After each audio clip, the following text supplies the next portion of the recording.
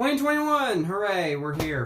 Fucking hell, I got a lot of movies to watch for my 2020 list. I'm still fucking working on it. It'll be done when it's done. That's all I got to say about that. There are a couple movies that came out this year in 2021 that I actually want to talk about, so I figured that I'd, take the day to make this video and talk about some of the movies that I wanted to talk about. So, yeah, that's all I'm gonna say on that. The first film I want to talk about is Private Chat by Ben Hosey. This is his directorial debut, so obviously this is very low budget. When the trailer was first released, I was definitely interested, but I was also certainly skeptical. But surprisingly enough, this was quite the debut. The film stars Peter Vack and Julia Fox. Vack plays a young man living in New York who is addicted to cam girls and makes a living by playing blackjack on the internet. He comes across a cam girl played by Julia Fox and becomes infatuated with her, and then later claims that he spotted her in New York even though she claims that she lives in San Francisco. There's a lot more to the plot than that, but that's what's shown in the trailer, so that's as far as I'm gonna go. I was mostly concerned that this was going to be a film that portrayed the internet in an unrealistic way and that the film would have scenes that are purely pornographic without any purpose.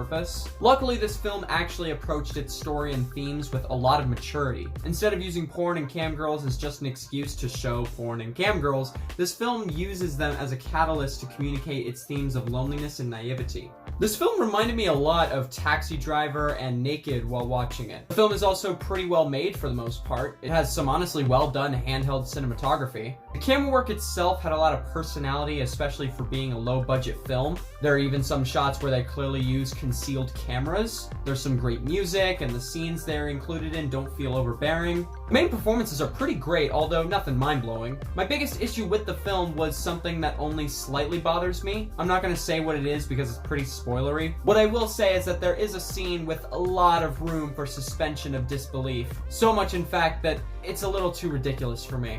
I would still call this one of the better films of the year, and all profoundly negative reviews for the film kind of bum me out. This is a low-budget film, but it's so considerate of its limitations and uses them to its advantage. It's also very mature in presenting its themes, and nothing feels pointless to me. It's currently out on VOD, so if you have $5 lying around, then yeah, I'd recommend this. I'd give this a 7.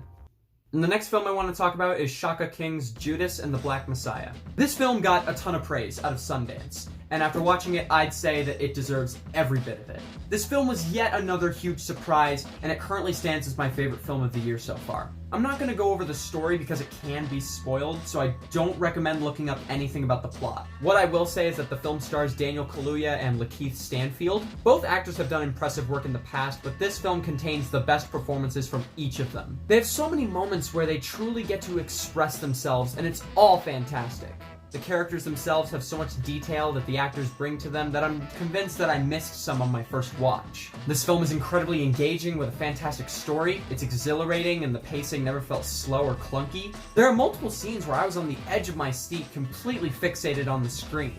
It knew exactly how to set everything up, and it all played out so beautifully. Another aspect to this film that I loved was the music. There were so many moments where I was just in love with the score, and it's one that I could easily just listen to on my own. This film doesn't have any mind-blowing cinematography and camera work, but there are plenty of purposeful shots. This film also has a ton of humor and heart to it, not the kind of laughs that you get out of a comedy, but more the laughs that make the characters more endearing and relatable. There's a clear level of professionalism and polish to this film that makes this film so great to watch for visuals. I will say I did have a bit of an issue regarding passage of time. There were just more than a few moments where clearly a big jump was made, and I was just curious how big that jump was. There was also a little bit of a weird casting nitpick that I can't really go into without spoiling. Still, the directing, performances, filmmaking, and all that make this film well worth the watch. It's honestly one of the most essential viewings of the year, and if you skip it, then you're actively doing yourself a disservice. I can't tell you what to do, but actively choosing not to at least give this film a try is just a stupid decision in my opinion. It's currently on HBO Max and will be until March 15th, I believe. So definitely, if you have HBO Max, get on that right now. I don't know when it will be available on VOD after that, so I just don't know. And if I do find out, I'll maybe pin like a comment down below letting you guys know if you ever need, if you ever want to know. So yeah, that's all I got for that. I will be giving this film another watch very soon, and it currently stands as my favorite movie of the year so far. This film is getting an 8 out of 10 from me. It was fucking great. Go watch it. And that's it for now. I am still working on the 2020 list. The whole thing with that list is that I gotta watch a shit ton of movies. I'm trying to watch like one from the list of the movies that I have to watch every day, but sometimes that's not entirely a realistic goal. I promise I'm hard at work on it. I set a goal for myself. I want to be able to start writing it in March sometime, because I have enough movies where I can watch one every day and then have time in March to write a majority of the list. That's sort of my goal. The goal that I set for myself. I'm not making any guarantees, but that's just the goal that I've set for myself. I don't really know when I'm going to actually start recording anything. All I'm going to say is that it's closer to being done now than it was a week ago.